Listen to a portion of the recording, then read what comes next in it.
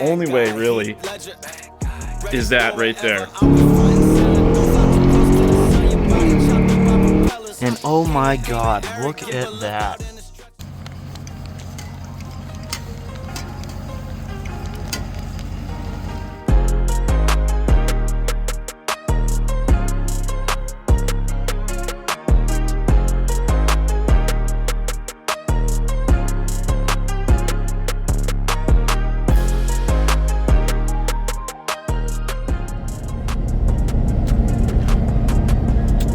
Morning. Today is New Year's Eve. It is the last day of 2024, and I figured what better way to go into 2025 than with a brand new project vehicle for the channel. I was up well before the sunrise and on the road. I got the trailer hooked up in the truck, an envelope full of cash. You guys have been asking for this one. I think you're really gonna like it. I'm pretty excited about it, so let's go get it. Oh, coffee number one of many today, probably. No way I'm making it to midnight. Let's go. So what's your guys' donut of choice? I'm more of a butternut guy, but the French cruller, or as I used to call it when I was a kid, the tractor wheel donut, just spoke to me today.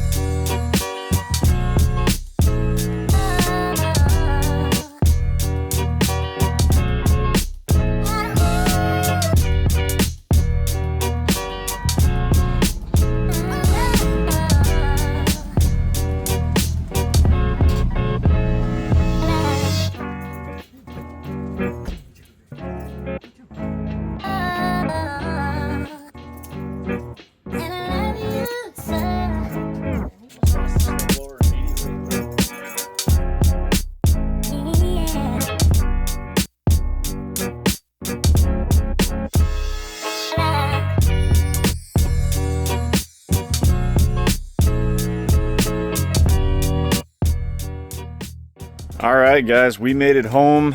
About 8 hours in the truck today, but we got a good haul. And here is the new build for winter 2025. This here is an Aaron's 30-inch deluxe snowblower. Gonna be putting cars on the back burner a little bit this year and really trying to focus on snowblowers. So the channel is gonna be more focused on stuff like this. Now, I just sold my snowblower a few weeks ago, and but have been looking for a replacement. Found a great deal on one about 45 minutes away from the car in Rhode Island, and scooped it up for literally half price. This is a $2,000 machine, picked up for 650 bucks, been used like 3 times. So got myself a new snowblower. Anyways, here's the real reason you guys are here, the reason you clicked on the thumbnail. This is a 2001 Pontiac Trans Am with, of course, the only one worth getting, with the WS6 package, which includes this insane ram air hood. It's obviously red. I think this is torch red. I'll double check. That's what it would be on the C5s, but has black leather interior. And of course, the 6-speed manual. I already can't wait to get my hands on this thing and show you guys everything about it, but don't really want to do it on the trailer. So let's get the snowblower off, get this thing off the trailer, and then we can go through it and maybe take it for a drive. I don't know if it's going to be today. The sun is already going down. And again, it's New Year's Eve. We have some friends coming over for dinner. I need to help the wife get ready. So we'll see if we have time, but let's get them unloaded first. We'll go from there.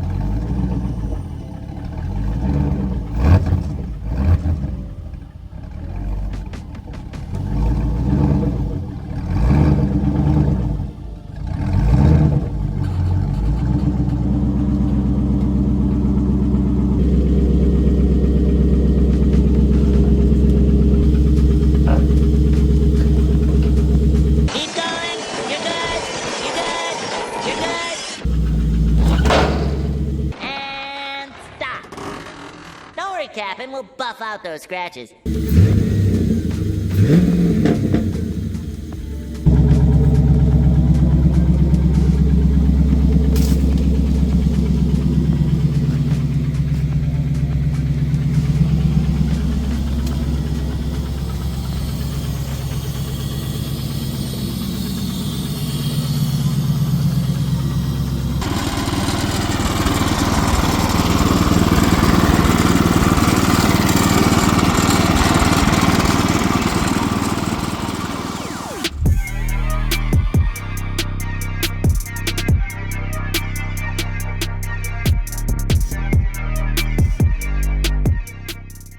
Well, here she is, the newest project for the channel.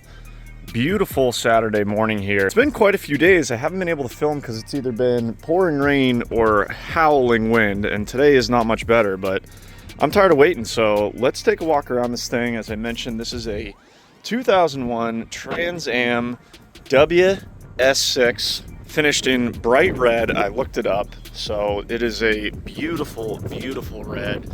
Got that massive ram air hood there. Hopefully you guys can hear me over this wind right now and before my hands freeze, but let's take a quick walk around. This car is really, really straight, really, really nice. I think that this side has been painted before, just based on what the Carfax says and what the previous owner says, but you know, if you didn't really know, didn't look at the Carfax, I don't think you'd be able to tell. One hint that I did find is that the Trans Am here is all black. The letters there are all black, whereas on this side they have some red on the edges, and I don't remember which one is factory, so maybe you guys can let me know in the comments, or I'll have to do a little research. Front bumper up here got some spider cracking, so we'll have to do something about that. Looks like someone put I think that's a vinyl decal on the fire chicken, I guess you call it, right there. Yeah, no dents or major damage on this side. The 4th gen F bodies typically or sometimes have bubbling in the sail panel. This one is extremely minor. You know, you got to be just in the right light for that, but that's like a glue defect from the factory. Quarter panel's good. Rear bumper is good. Those beautiful honeycomb taillights are good, except for this one right here. I don't know what this is. Like, got a little bit of the deck lid, then came down here, and even got into the bumper a little bit. I have no idea what would have caused that. But these taillights are so expensive on eBay or anywhere else. So I'm wondering if I can maybe like sand this and then re-clear it and have it look okay, or if I'm just gonna have to, you know, pony up and pay for a new taillight. We'll see. Other than that, pretty clean back here. You have one dent here. I'm wondering if we can PDR that and then touch that up pretty well.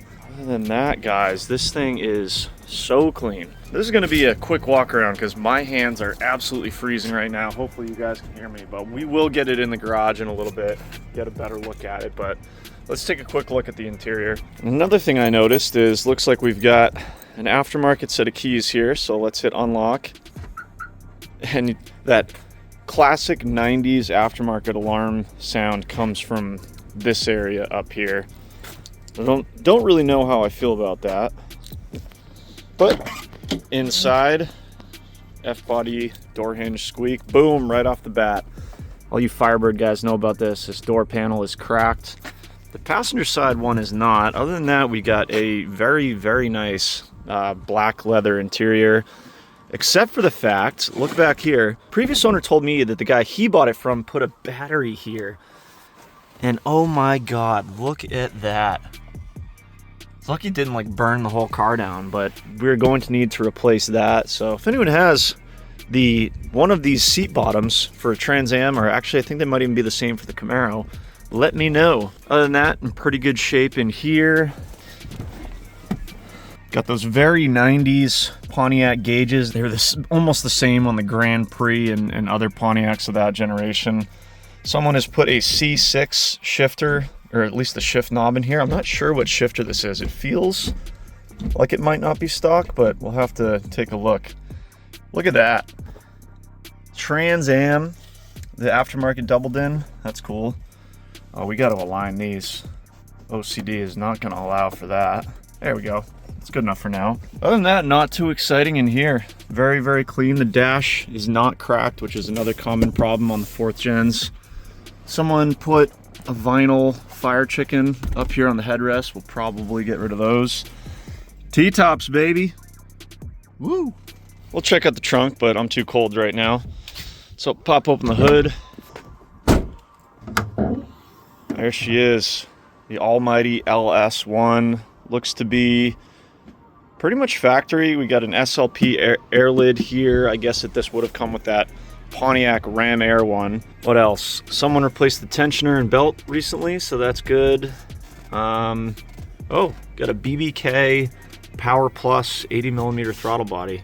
It's got kind of like a squeak at cold start, and I'm wondering if it's maybe just the IAC on this aftermarket throttle body squeaking. Who knows? Power steering pump's got double hose clamps on it. Oh, quad hose clamps. Way down there. Quad hose clamps. Not factory. Looks like we got a newer upper rod hose. God, my hands are freezing. I might have to cut this short. Let's just, let's start this thing up, do a cold start, then we'll get in the car and talk a little more. Plus, you guys want to hear it anyways. Let's go drive it. Too cold for this. Oh, the wind.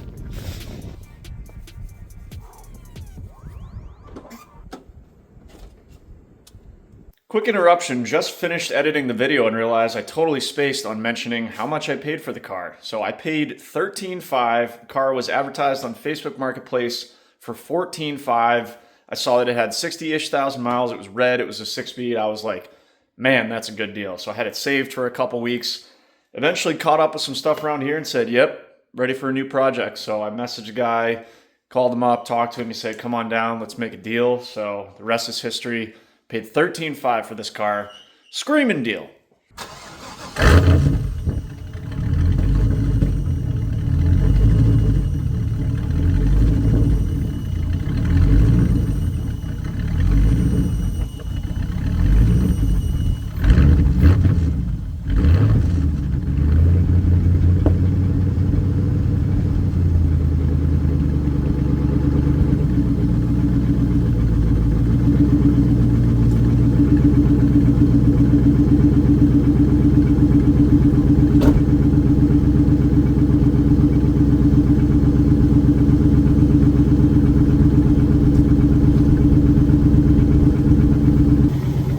There you go, cold start.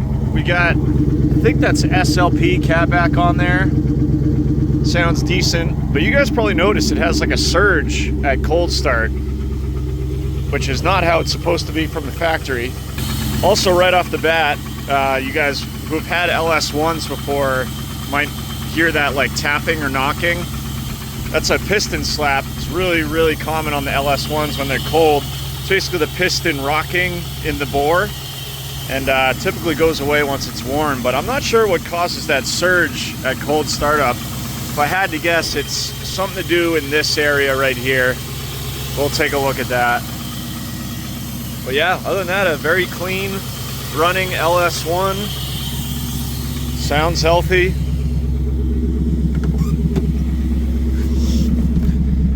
$63,167 miles. We got just under 60 pounds of oil pressure at idle, and we are charging. We need some fuel, so maybe we'll do that this morning. Man, I hope this heat works. My hands are almost not working. Oh, you know what I never even checked? Oh, yeah, baby. Oh, this lights up too. It's like we took a trip back to the early 2000s. We got the faceplate Alpine, light up Trans Am, and then a trip back to the 80s with the pop-up headlights. Let's look. Oh, yeah. Oh no, we got one down. Is it frozen? Let's try again. Sometimes the motors get sticky.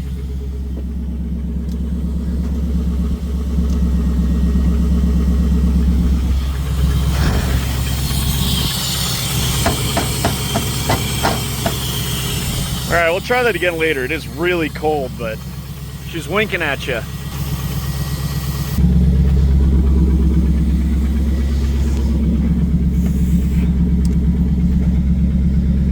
All right, I'm gonna let this thing warm up. We're gonna crank the heat, and then we're going for a drive.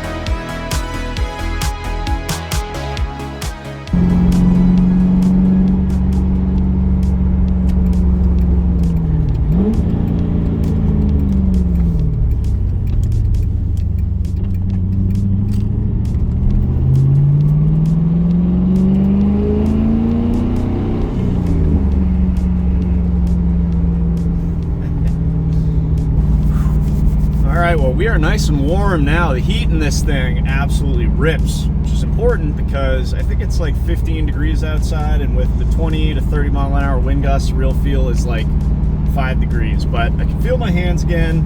Got some fresh 93 octane in this thing. Let's drive it a little bit.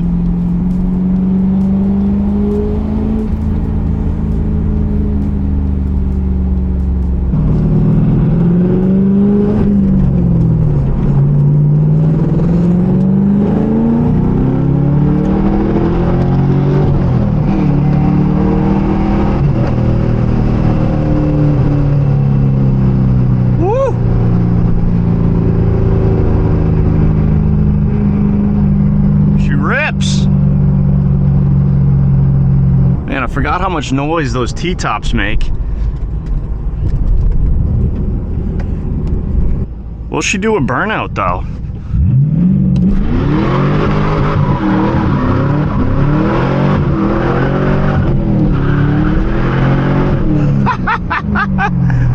Oh yeah! Grab second too. Shoo! Oh, I love these cars.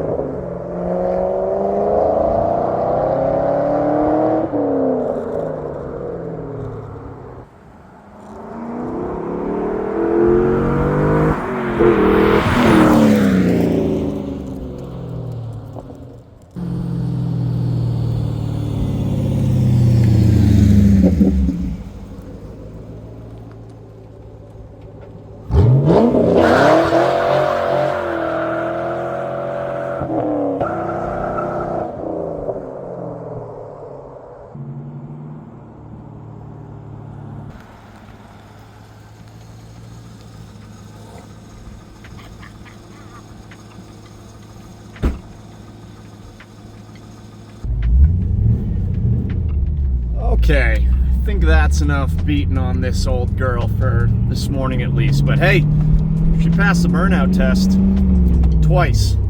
She rips. Oh man, I love these cars, and I have loved these cars for a long time. My history with these cars goes back a lot farther than this car, a lot farther than my YouTube channel. My very first car was one of these, a 4th gen F-body. F-body meaning the Camaros and Firebirds. 4th gen was 1993 to 2002. It was kind of split up between the LT1 and the LS1. My first car was a 95 Firebird Formula. It was also my very first flip. It was maroon, it was painted at Maaco, it was cloth interior, it was missing a whole bunch of stuff. But I bought it for $1,500. It had the LT1 350 in it, the 4L60E automatic transmission, and I cleaned it up like a little bit, sat it in my driveway, revved it a few times when I was 16 and a half years old, and then sold it in the spring for I think $2,500. So a quick $1,000 back when I was 16 years old, and that was it. You know, that was all it took to get me hooked on not only cars but also flipping cars. My first car was my first flip, and went and took that money and immediately went down to Long Island and bought a 95 Camaro Z28, so exact same car, just the Camaro variant. The important thing is that this one had the T56 6-speed manual. It was white, and this was the first car that I really modded. I bought a set of used long tube headers, and I learned a lot about cars and made a lot of mistakes in my parents' garage. I bought a set of used long tube headers, installed those, decided to do spark plugs while I was in there, and that really kind of bit me. I ended up cross-threading one of the spark plug threads, which required me to then pull the heads to get them resurfaced, get the spark plug threads fixed, new head gaskets, new head bolts, put it all back together, rockers, everything. All this when I was 16 and really had no idea what I was doing. A lot of you guys are always asking, you know, how'd you learn to do all this? And really the answer is just getting out there and trying it, making mistakes and kind of figuring it out. All right, quick pause. Let's hear this LS1 merging on the highway. Bone stock other than a lid and, you know, catback.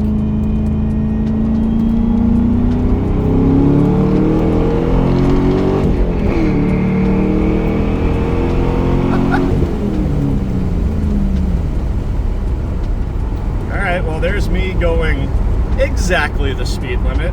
Oh yeah, but one hand on the wheel, grab 6th gear in the T56 here, and we're cruising. Man, this heat is... Why can't I find a comfortable temperature today? It's too hot or too cold. Heat, check. Now, as I was saying, so I had some fun with that 95 Camaro that summer. You know, learned a lot about driving the car, beating on cars, and fixing them when they break.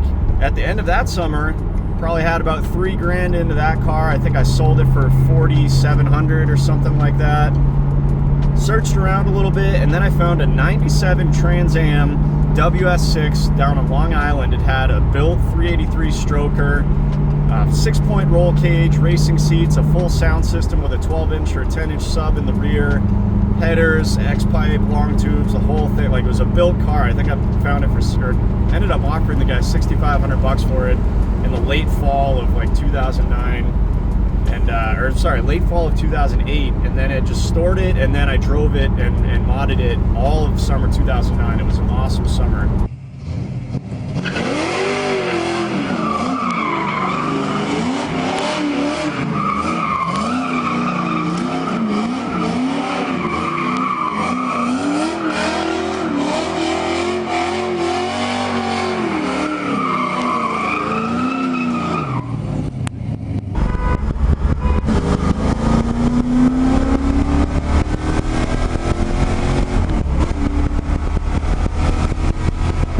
Ended up selling that for like 11 grand, like a year and a half later. And that's when I decided to move into the LS1 world. So the LT1 is the Gen 2 Chevrolet small block. The original Chevy small block obviously went from the 40s or 50s all the way through the 70s and 80s and into the 90s. And then in the 90s, Chevy developed or released the LT1, which was like a band-aid between the Gen 1 small block and the Gen 3 Holy Grail LS1 that we all know and love, that gave birth to all of your truck motor swaps and the LS2 and the LS3, the LS7, LS9, all that stuff. But basically the LT1, the original LT1, not the LT1 found in the 2014 and up Corvettes. You still with me? The original LT1 was an iron block with most of them had aluminum heads. It had the real downfall of it was it had this weird distributor on the front that was called the OptiSpark. It was right below the water pump, so when the water pump failed, it got water on all these sensitive and kind of finicky electronics. And so the LT1 kind of got a bad rep, but really they were decent motors. There's some guys I think that have brought them into the 8s with a manual transmission. But they just kind of fell by the wayside because it was a short run to them. And then when the LS1 came out in the C5 Corvette in 1997, it was like, why would you even look at the LT1 when you get the all-aluminum LS1 with a much more modern ignition system? It's just much more reliable. And, that was kind of it for the LT1. A year or so later, I ended up buying my first LS1 car, which was a 2000 Camaro SS. It was black. I put some C6, Z06 wheels on it. Again, did long tubes, lowering springs, short shifter, all the basic stuff. I think I paid $8 grand or ish for that car, and then ended up selling it for like $11,500 or something like that after I enjoyed it for a summer or two. So that was all within like 3 or 4 years of me getting my driver's license. Since then, and you know, before and after my YouTube channel, I've had a bunch of these cars, flipping them, driving them. Just on my YouTube channel alone, I had a blue convertible LS1. It was like a one of one in the color combo. I think I bought it for like 8 grand and then sold it for 17. We had to remove the stripes. I probably had like 1,000 subscribers when I did that video. And if you try and go watch it now, I think half the music is copyrighted and it's all messed up, but you know, I think it might be all right. Go take a look. Then I also had got a red one in New York that was like pretty low miles, bone stock car with like a cloth interior. I just basically cleaned that car up, made a little money. And then there's other ones that haven't even made it to the channel, you know, either because it was before my YouTube channel or I just didn't think it would be good content. I had a pewter WS6 LS1 Trans Am convertible that again, I basically just buffed the paint and then some guy in Michigan flew out and bought it. So long story short, I've had probably 15 of these cars, but this is only my second LS1 Trans Am, and it is the first one with the 6-speed manual, and I've always wanted a red one. This is the most desirable, in my opinion and most guys' opinion, configuration you can get. It's got the T-top, so it's not a convertible, and it's got the 6-speed manual transmission. 98 to 02, all the Trans Ams and Firebird formulas and Camaros E28s and SS's had the LS1 in them. Base was 305 horsepower. If you got the optional WS6 package, I think it was 320 or 325. And then in 2001, which is the year of this car, they started using leftover parts that they had from the C5 Z06, which included the LS6 intake. And I think some of the late 2002 Trans Ams even got the LS6 block. So these cars, this one specifically has 5 more horsepower over the, you know, 2000 or 98 to 2000 cars because of the LS6 intake. These cars basically have the same C5 Corvette LS1, but of course Chevy couldn't have their top dog Corvette making the same power as their, you know, a little bit middle of the road Firebirds and Camaros, so they changed the cam and the tune a little bit, but same exact all aluminum LS1. Quick interesting fact about the Camaros versus the Firebirds. The Camaros, if you ordered a Camaro SS with no additional options, it was made by GM. So the Space SS got the hood and the spoiler and the SS badging and stuff like that.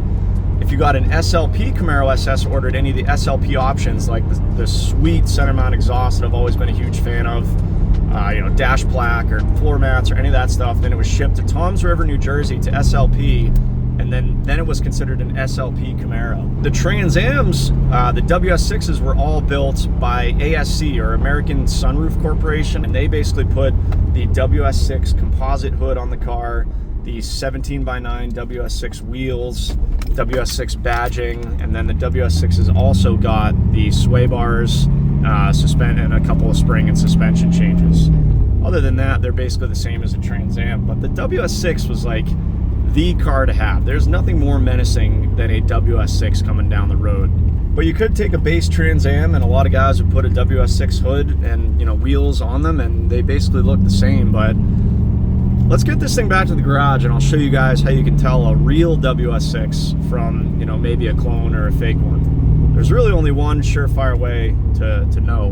But we're done outside today. It is miserably cold, so we'll pull this thing in the garage. Never gets old.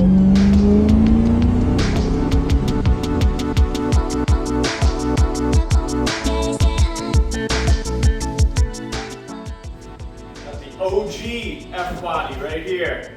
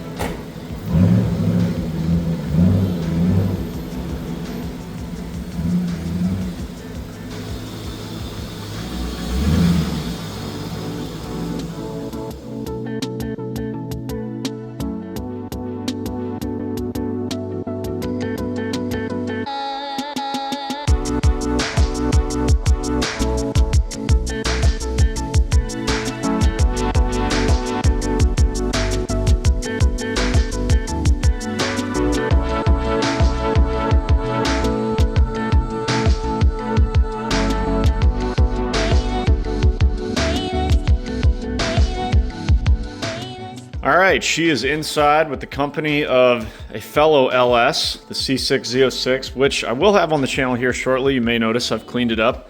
Shame on me for letting it get as bad as it did. This is the Godfather, the LS1. This did have the LS7 in it. Now it's got a Gen 4 kind of smorgasbord, but that's way back on the YouTube channel. And then you got the, whatever the hell's in this thing, the LT6 Gen 69 spacecraft, basically. And then you got this POS. Just kidding. Love this car, even though it's been broken for almost a year, but that's the reason I had to kick the 69 Camaro out, which has the LS3, because I'm waiting on a couple parts for this thing. There will be a video on this thing soon as well. But anyways, kind of wanted to make sure I didn't miss anything when I was half frozen and half asleep this morning doing a walk around to this thing. But yeah, I mean, these cars are just... I remember there was a commercial back in the 2000s of a WS6 Trans Am. It was black. It approaches another car at a stoplight, and then literally, you know, through the fantastic CGI of the early 2000s, it swallows the car up through the nostrils in the hood, and then like burps out the tailpipe. This is the new Trans Am, and it's very hungry.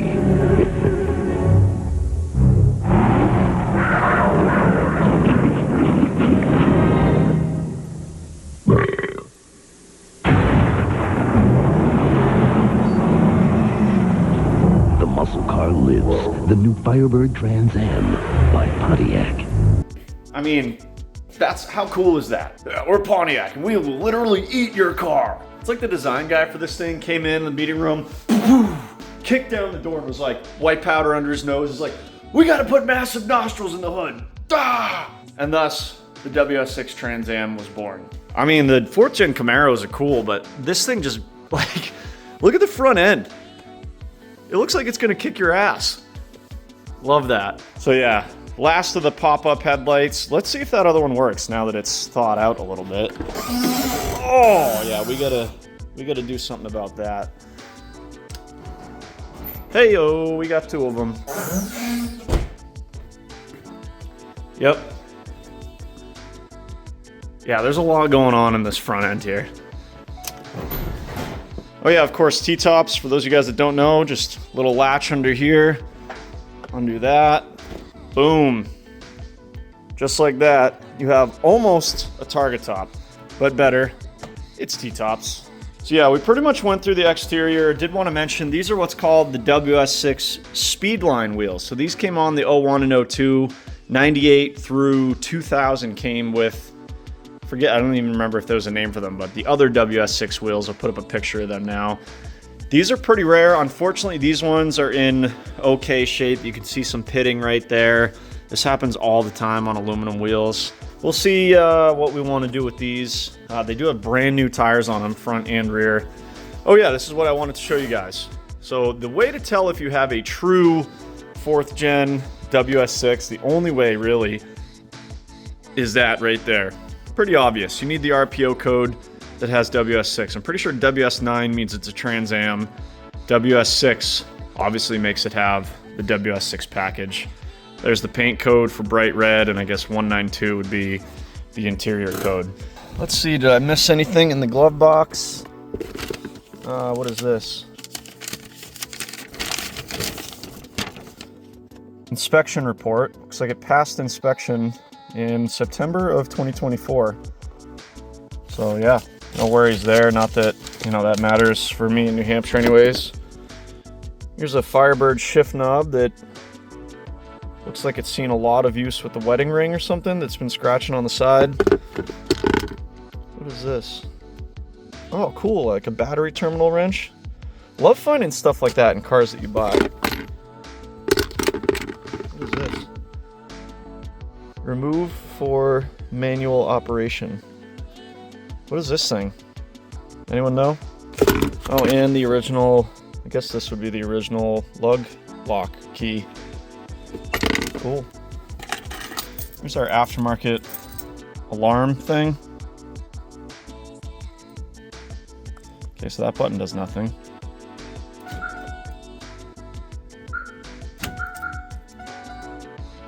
don't know what auxiliary does, probably nothing. Glove box. Oh, we got a aux cable with a USB-C adapter, so I guess this would allow me to play my phone on there if I wanted to. This is what I'm looking for right here. The original owner's manual, 2001 Firebird, driving excitement. Cool. So many cars you buy, especially the one I buy, the owner's manual is missing. Like, who keeps that? And then you know this thing is from the 90s or 2000s. It's got the thing that you would keep your faceplate in, so that people, you know, you'd pop your faceplate out, put it in here, and take it with you so that people wouldn't steal your radio. Where I live, we don't gotta worry about that. But yeah, that's pretty much it for the interior. Oh, the trunk. I actually haven't even been back there. Let's go look. The trunk on these cars is right here. There we go. Pretty empty back here. Oh yeah, there's a sun visor that's missing. So I guess that's back here. I don't know why it fell off, or someone tried to glue it to the headliner. I don't know what this is. This is where your T-tops go. One goes in here, one goes in there. Yeah, pretty empty back here. All very factory monsoon speakers under there. Yeah, easy. Since we're not freezing, we can get a slightly better look at the engine here, but yeah. Looks like a mostly factory setup up here. Looks like this is our aftermarket alarm of some sort. I don't really know how bad that's spidered into the factory harness and whether it's worth ripping out or not. I'd like to find 2 sets of factory keys and program them to this car, which is kind of interesting on these cars because they have like a little resistor that goes in the key, so I'll look into that, but I'd like to have the factory stuff. I don't know what the heck this thing is, this little aluminum cover that's probably supposed to direct airflow into the lid here. Probably does absolutely nothing. Probably get rid of that. I don't know what's going on with this upper rad hose. It looks like it could use a little love. 241 heads. These are going to be cathedral port, regular LS1 heads. Like I said earlier, this should be the LS6 intake. Other than that, it looks all stock other than that throttle body. I think this lid. And that's about it. So you guys know me, and I know we're pretty far into the video at this point, but it's a brand new car, so bear with me. But let's get to work. I've peeked under this thing just on the ground, but I have not got it up in the air yet. It looks really clean, but I'd love to get it up in the air and take a look and show you guys. Lift is taken up, so good time to use the quick jacks, get it up in the air. Let's take a look under there. I'd also like to scan the ABS codes. If you guys noticed in the B-roll, and the previous owner told me about this, the ABS light is on, which I think also trips the brake light and a couple other things. So let's plug in the scanner, see what's going on there, and see if we can come up with a list of, you know, parts and stuff, and see what direction we're taking with this thing. So let's get to work.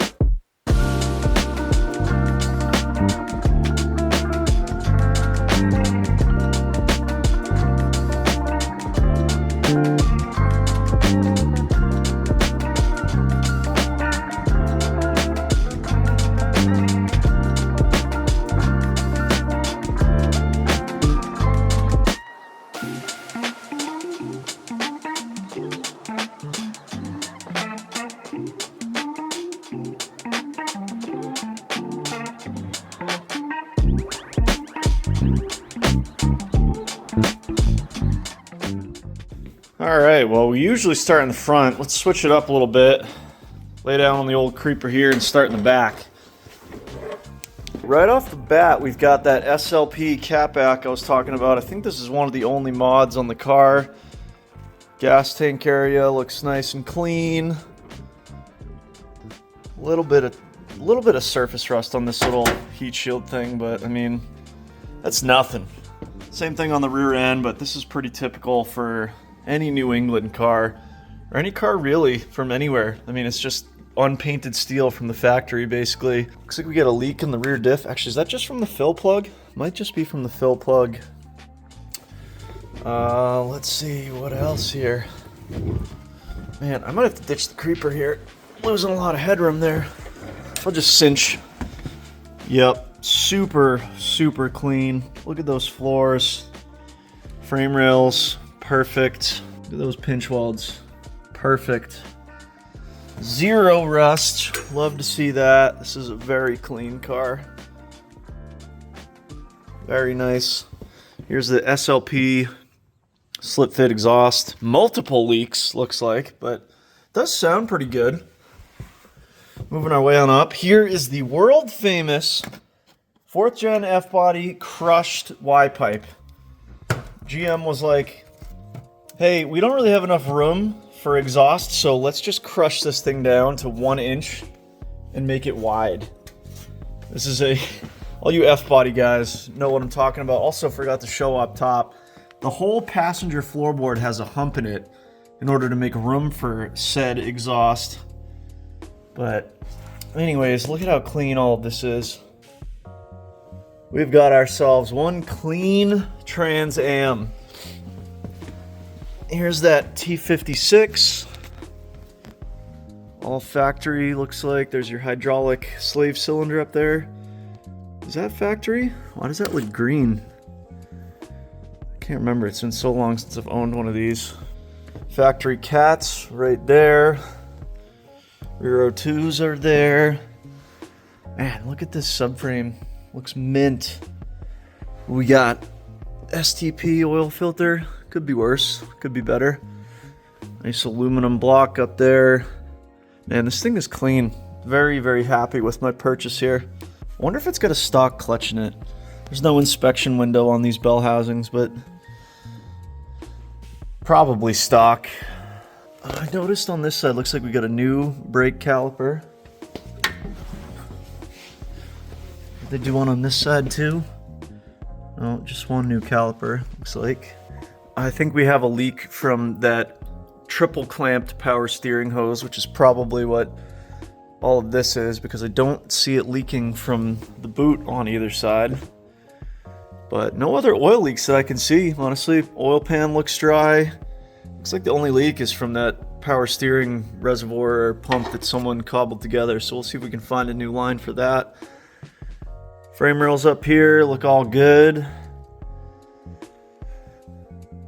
I think this is also power steering fluid. Man, look how clean this rad support is. The whole car is just really clean. Sweet! Oh, let's see if I can get out of here. Alright. Also, I scanned the codes as you guys saw. Came back as like a wheel speed sensor frequency code and communication with the ECM code. So I assume that means maybe it's like the Mach 1 where basically the ABS module of the ABS computer is bad. I did check all 4 wheel speed sensors just with my hand, and all 4 of them did register, so I don't think it's a wheel speed sensor. All right, well, now that we have been through the car inside, out, and under, let's go ahead and make us a little list. All right, it's an official project when we've got the list. 2002 WS6. Boom. All right, we gotta repaint the front bumper. We got to figure out the ABS and TCS light. I bet you they're the same thing. Rear seat, burned to a crisp. Got that dent in the quarter panel. Actually, there's a couple dents back there would pop out. What else? What else do we have to do? We got to figure out that surging idle, that cold start. No check engine light code, or no, engine codes, by the way. Power steering leak. That windshield cowl is loose. Meant to show you guys this. It just flaps around when you drive. And we might want to figure out something for that driver's side tail light. Oh yeah, and then of course, paint correct and coating and interior detail. As we saw, the interior is pretty darn clean. Just needs a good vacuum, wipe down and condition the leather seats and just give everything a really, really nice cleanup.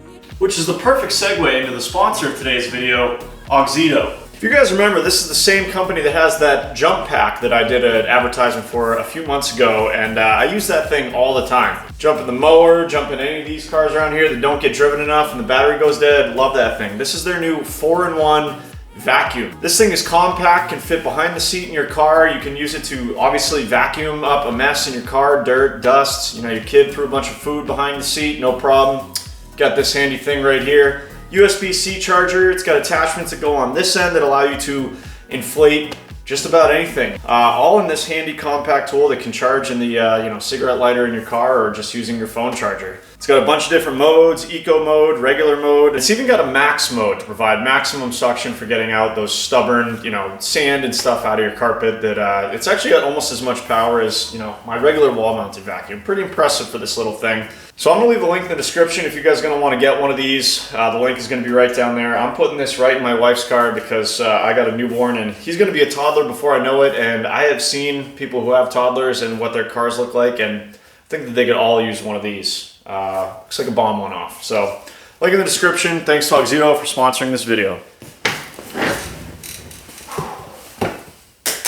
Well, you guys asked for it, a bunch of you did, and you didn't even really have to ask because I've always wanted one of these in a 6-speed and the T-top. Obviously, as I explained earlier, I have a huge love for the 4th gen F-bodies.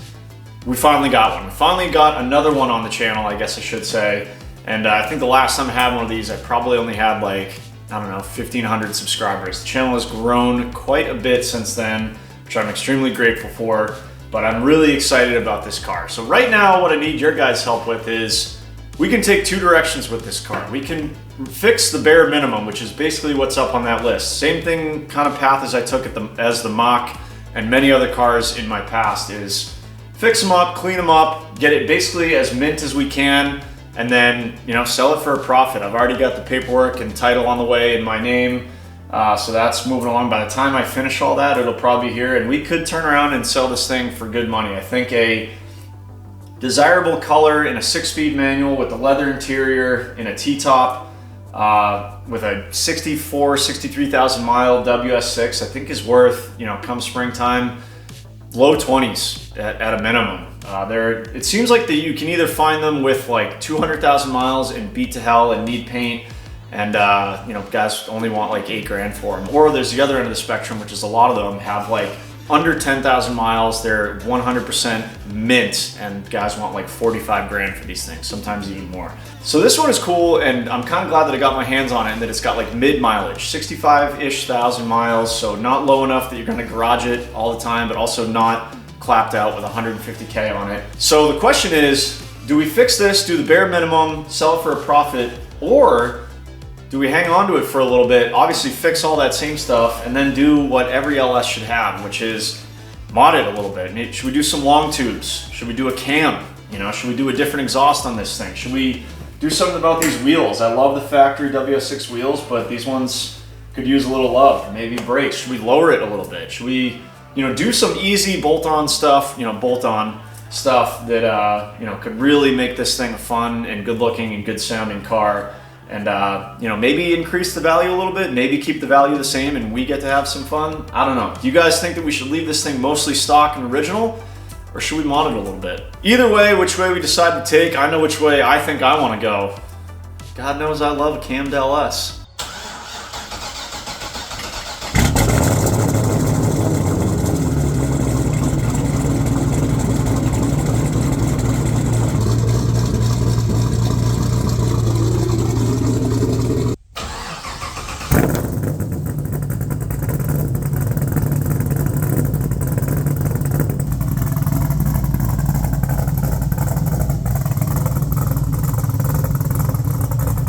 But let's see what you guys have to say. I hope you guys are as excited about this project as I am. I cannot wait to get to work. I've got a list of parts that I want to order regardless of which way we take right now. I'm probably going to go right to the computer right here and get them on order now, and I'm already excited for the next video. So thank you guys for watching. We'll see you in the next one.